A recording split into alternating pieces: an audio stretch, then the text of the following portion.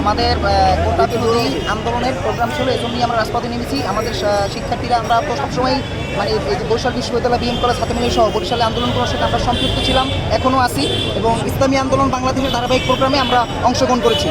সমস্ত বরিশালের সাধারণ শিক্ষার্থীরাও এখানে অংশগ্রহণ করেছে।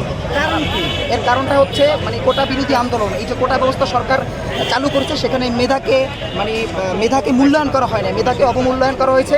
আপনারা সকলেই জানেন যে ধারাবাহিক আন্দোলন সারা বাংলাদেশে চলতেছে। আমরাও সেই আন্দোলনের অংশ হিসেবে ইতিপূর্বেও ছিলাম, এখনও আছি। ভবিষ্যতেও আমাদের দাবি আদায় না হওয়া পর্যন্ত আমরা ইনশাল্লাহ রাজপথে সাধারণ শিক্ষার্থীরা মানে সচল থাকবো।